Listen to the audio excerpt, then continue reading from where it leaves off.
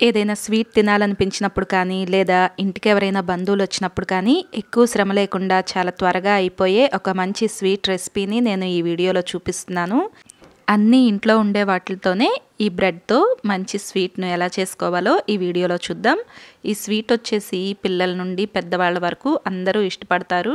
రుచి కూడా చాలా బాగుంటుంది. నోట్లో వెన్నలా కరిగిపోయే ఈ బ్రెడ్ మలై టోస్ట్ను ఎలా చేసుకోవాలో ఈ వీడియోలో చూద్దాం. Welcome to Vantalammi. నేను మోనిక. మీరు కనుక ఈ ఛానల్ను మొదటిసారిగా చూస్తున్నట్లయితే తప్పకుండా సబ్స్క్రైబ్ చేసుకోండి. ఈ బ్రెడ్ మలై టోస్ట్ చేసుకోవటానికి ముందుగా 5 బ్రెడ్ స్లైసులను తీసుకోండి. ఈ బ్రెడ్కు 4 వైపులా అంచులను కట్ చేసుకోవాలి. ఇలా 4 వైపులా అంచులు తీసేసిన తర్వాత ఒక్కొక్క ముక్కను వచ్చేసి 4 ముక్కలు అయ్యేలాగా వీడియోలో చూపిస్తున్నట్లుగా ఇలా కట్ చేసుకోండి. మీరు కావాలనుకుంటే ఇలా బ్రెడ్ను 4 ముక్కలుగా కాకుండా 2 ముక్కలుగా కూడా చేసుకుని తీసుకోవచ్చు. ఇలా తీసుకున్న బ్రెడ్ మొత్తాన్ని కూడా అంచులు లేకుండా కట్ చేసుకుని ఇలా చిన్న ముక్కలుగా చేసుకుని పక్కన పెట్టుకోండి. తర్వాత వేయించుకోవటానికి సరిపడా నూనెను పెట్టుకోండి. ఈ నూనె వచ్చేసి మరీ వేడెక్కాల్సిన అవసరం లేదు.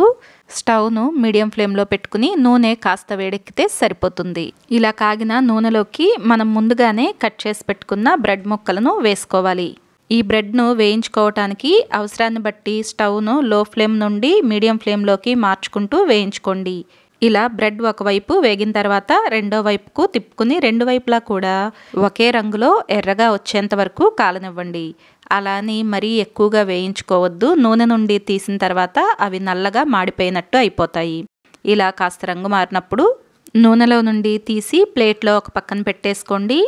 అలాగే మిగిలిన బ్రెడ్ ముక్కలను కూడా నూనెలోకి వేసుకుని 2 వైపులా ఒకే రంగులోకి వచ్చేలాగా వీటిని కూడా ఎర్రగా కాల్చుకుని నూనెలో నుండి తీసేయండి. ఒకవేళ బ్రెడ్ నూనె ఎక్కువగా పీల్చిందనిపిస్తే ఏదైనా చిల్లుల గిన్నెలోకి ఈ వేయించిన బ్రెడ్ ముక్కలు మొత్తాన్ని పెట్టుకోండి.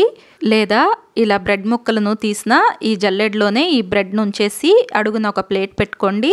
అలా ఉంచుకున్నా కూడా నూనె కిందకు దిగిపోతుంది. తర్వాత స్టవ్ ఆన్ చేసుకుని ఒక ప్యాన్లోకి 1 కప్పు పంచదార, 1/2 కప్పు నీళ్లు వేసుకోండి. ఏ కప్పుతో అయితే పంచదార వేసుకుంటున్నామో అదే కప్పుతో నీళ్లు కూడా వేసుకోండి. స్టవ్ వచ్చేసి మీడియం ఫ్లేమ్లో పెట్టుకుని గరిటెతో మధ్య మధ్యలో కలుపుకుంటూ ఉండండి. ఇలా 1 లేదా 2 నిమిషాల పాటు కలుపుకుంటూ ఉంటే పాకం కాస్త దగ్గర పడుతుంది. ఇది వచ్చేసి మరీ పలుచగా కాకుండా కాస్త దగ్గర పడాలి. ఒకవేళ గులాబ్ జామున్ పాకం ఉంటే దాన్నైనా కూడా వాడుకోవచ్చు. వీడియోలో చూపిస్తున్నట్లుగా ఇది వచ్చేసి పాకం వేళ్లకు జిగురు జిగురుగా అనిపిస్తూ ఇలా మనం చూసుకుంటే ఇలా అన్నప్పుడు సన్న తీగలాగా కనిపిస్తే సరిపోతుంది. అలా వచ్చినప్పుడు స్టవ్ ఆఫ్ చేసుకుని పాకం వేడిగా ఉన్నప్పుడే మనం ముందుగా వేయించి పెట్టుకున్నాం కదా బ్రెడ్ ముక్కలు, వీటిని ఈ పాకంలోకి వేసుకోవాలి. ఇలా వేసుకుని ఈ బ్రెడ్ ముక్కలను 2 వైపులా కూడా ఈ పాకంలో మునిగేలాగా కొన్ని సెకండ్ల పాటు ఉంచితే సరిపోతుంది. ఒక 10 నుండి 15 సెకండ్ల పాటు ఇలా 2 వైపులకు బ్రెడ్ ముక్కలను తిప్పుకుంటూ పాకంలో కాస్త మునిగేలాగా చూసుకోండి. 10-15 సెకండ్ల తర్వాత బ్రెడ్ను ఇలా జల్లెడలోకి తీసుకోండి. ఇలా జల్లెడలోకి తీసుకోవటం వలన మిగిలిన పాకం కిందకు దిగిపోతుంది. ఈ జల్లెడను ఒక ప్లేట్లోకి పెట్టుకుని ఒక పక్కన పెట్టేసుకోండి. అలాగే మిగిలిన బ్రెడ్ ముక్కలను కూడా ఈ పంచదార పాకంలోకి వేసుకోండి. వీటిని కూడా 2 వైపులా మునిగేలాగా చూసుకుంటూ ఒక 10 నుండి 15 సెకండ్ల పాటు ఉంచుకోండి. మరీ ఎక్కువసేపు ఉంచినా కూడా బ్రెడ్ ముక్కలు పాకం ఎక్కువగా పీల్చేసి మెత్తపడిపోతుంది. మనం చేసుకునే ఈ స్వీట్కి వచ్చేసి బ్రెడ్ మనకు మెత్తగా ఉండకూడదు, కరకరలాడుతూ ఉండాలి. అందుకనే ఒక 10 సెకండ్ల పాటు ఉంచుకుని తీస్తే సరిపోతుంది. మిగిలిన పంచదార పాకంను ఒక పక్కన పెట్టేసుకోండి.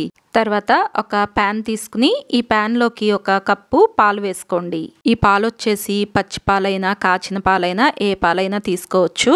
అయితే తీసుకునే పాలు మరీ చల్లగా కానీ వేడిగా కానీ లేకుండా చూసుకోండి. ఈ పాలల్లోకి ఒక 5 స్పూన్లు పాలపొడిని వేసుకోవాలి. పాలపొడి అందుబాటులో లేకపోయినా కేవలం పాలతో కూడా దీన్ని చేసుకోవచ్చు. ఎలా చేసుకోవాలో నేను చెప్తాను. ఇలా పాలపొడిని వేసుకుని ఈ పాలపొడి మొత్తం పాలల్లో బాగా కలిసేలాగా కలుపుకోవాలి. పాలపొడి ఉండలుగా గడ్డలుగా లేకుండా చూసుకోండి. వేసుకున్న పాలపొడి మొత్తం పాలల్లో పూర్తిగా కలిసిపోయిన తర్వాత అప్పుడు స్టవ్ ఆన్ చేసుకుని స్టవ్ను మీడియం ఫ్లేమ్లోకి పెట్టుకోండి. ఇలా స్టవ్ను మీడియం ఫ్లేమ్లోనే ఉంచుకుని గరిటెతో పాలను కలుపుకుంటూ ఉండండి. ఒకవేళ మీకు పాలపొడి అందుబాటులో లేకపోతే 1 కప్పు పాలు బదులుగా 2 కప్పుల పాలను తీసుకోండి. ఇలాగే పాలు బాగా ఎగిరి దగ్గర పడి చిక్కపడేంత వరకు కూడా కలుపుకుంటూ ఉండాలి. వీడియోలో చూపిస్తున్నట్లుగా ఇలా చిక్కపడినప్పుడు దీనిలోకి కొద్దిగా యాలకుల పొడి వేసుకుని మరొకసారి కలుపుకోండి. అంచుల వెంట పట్టేదాన్ని కూడా మొత్తం తీసి పాలల్లోకి కలుపుకుంటూ ఉండండి. ఇంకాస్త దగ్గర పడి చిక్కపడేటప్పుడు మనం పంచదార పాకం పక్కన పెట్టి ఉంచుకుందాం కదా, ఈ పంచదార పాకంను 3-4 స్పూన్ల వరకు దీనిలోకి వేసుకోండి. ఇలా పంచదార పాకం వేసుకుని మరొకసారి మొత్తం కలిసేలాగా కలుపుకోవాలి. పంచదార పాకం వేసిన తర్వాత మనకు ఈ మిశ్రమం కాస్త పలచపడుతుంది. ఇలాగే మరొక 1/2 నిమిషం పాటు కలుపుకుంటూ ఉంటే మళ్ళీ దగ్గర పడుతుంది. ఇలా దగ్గర పడినప్పుడు దీనిలోకి 2 స్పూన్లు నెయ్యిని వేసుకుని మరొకసారి ఇలాగే కలుపుకోండి.